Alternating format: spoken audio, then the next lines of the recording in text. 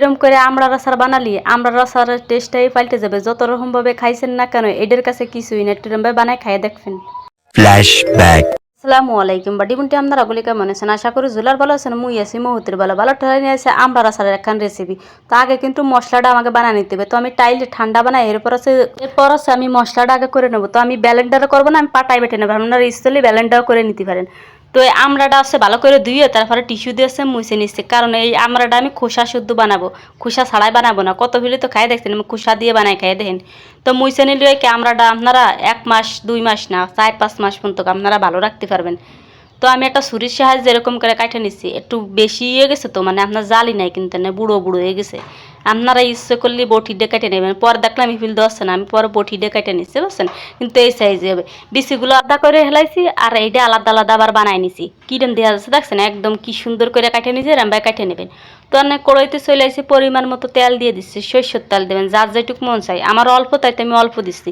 কিন্তু ওই যে একটা রসুনের কোয়াটা একটু পরিমাণ মতো বেশি দিয়েন, আমি এবার মানে দাগায় ব্রেক দিয়ে খাইয়ে ফেলাবো তো এই জন্য আমি এই রসুনের ইটা কম দিচ্ছি, আপনারা ইচ্ছে করলে একটু বেশি দিবেন। তেনে কথা আছে কি দেখছেন, লাল লাল করে বাইজে না আমি ডাইলে দিচ্ছি আমার সে আমড়ারে, আর এই আমার পমুলক্ষ একখানা আমড়া এনে জাকাশভাবে একটা নাড়াছাড়া দিয়ে নেবো বুঝছেন। নাড়াছাড়া দিয়ে সর্ষ বাটি রাখছিলাম এর ওই যে নুন দিয়ে আর হচ্ছে কাঁচামরিচ দিয়ে বাটি রাখছিলাম। এনে দিলাম কি জানেননি, এগুলো আবার অন্য কিছু মনে না, দিছি হচ্ছে হলদি গুঁড়ো, মরিচ গুঁড়ো, আর লাস্টে দিছি হচ্ছে আপনার কি জানেননি, ওই হচ্ছে যে আমি মশলাটা করে রাখছিলাম না 5 ফোড়নের, তাইর একটু গুঁড়ি এনে দিয়ে দিচ্ছি, আর বাকিটা শেষে দিবানি।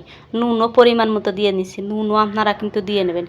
তো অনেক কথা আছে কি যে ওই যে শস্যটা বাইটে দিচ্ছি না, আর একটু স্বাদ হবে না, তো শস্যটারে এনে আমি করবো কি জানেননি, ভালো করে মিশিয়ে গেসাই দিচ্ছি, আর পরিমাণ মতো এনে চিনি দিয়ে দিচ্ছি।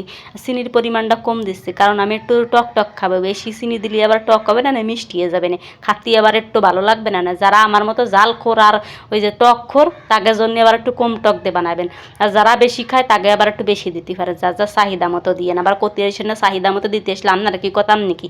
তো ভিনেগার দিয়ে দিচ্ছি, ভিনেগার কোনো মাফি ওরি নেই, কারণ আয়োজন মতোই দিয়ে দিচ্ছি। আমি এবার আচার মাছার কম বানাইছি, কিন্তু চিন্তা করলাম যে এটা আমি মানাই দেখি কিরম হয়, ভালো হয় নাকি। তারপরে খাইয়ে দেখছি না, বিশ্বাস করেন জলমের ভালো হয়। এটা কিন্তু খেসড়ি দিয়ে খাতে পারবেন, হুদই সবাই খেয়ে ফেলাই দেবেন। জাল আর একটু বেশি দেবে বলে আর না আমি 2টা শুকনো মরিচ কাটে দিচ্ছি কেসি দিয়ে, কুসকুস করে কেটে দিচ্ছি। জালটাও কিন্তু বাইটে দিছিলাম ওই যে শস্যর লগে 2টা, জনে বিশ্বাস করেন জালটা যা কি সুন্দর হয়েছে। জাল আল্লাহ নাক দে ভানি ভরে টপ টপ করে, আর আমি খাই জম্মের ভালো লাগে। তার ডাহে নিচ্ছি একটু গলবে, আমি কিন্তু একেবারে মেলা গলাবো না, হালকা শক্ত রাখো, সাবাই খাবো। তো তাই মনে করবেন ওই টিভির সামনে বসবো, মোবাইল দিয়ে বসবো, চামচ দিয়ে সাবাই খেয়ে এলাই দেবো। এই জন্য আসতে আমি এরম একটু শক্ত করছি। ফিরে আবার ওই যে যা ছিল 5 ফোড়নের গুঁড়ো তাই আমি এনে দিয়ে দিচ্ছি, দিয়ে নাড়াছাড়া সুন্দর মতো দিয়ে টিয়ে মিশিয়ে নিয়ে ওই আর কি বুব দিয়ে খালি মশলাটা থাকবে, আর পানি শুনিয়েও যা ওই যে ভিনেগার দিচ্ছে না সব টাইনে যাবে, কোনো পানি হবে না। আবার পানি শুনি দিই না, ওই পানি মনে না, মানে ভিনেগারে পানি করতে বুঝছেন নি। এবার সবটা না একটু না এখন দেখেন আমি একটা বাটিতে দিয়ে দিচ্ছি। আপনারা এই আচারটা একদম 5-6 মাস পর্যন্ত সংগ্রহ করে রাখতে পারবেন, খাতে পারবেন, একটু নষ্ট হবে না, পানি শুনি লাগাই নাই তো তাইতি।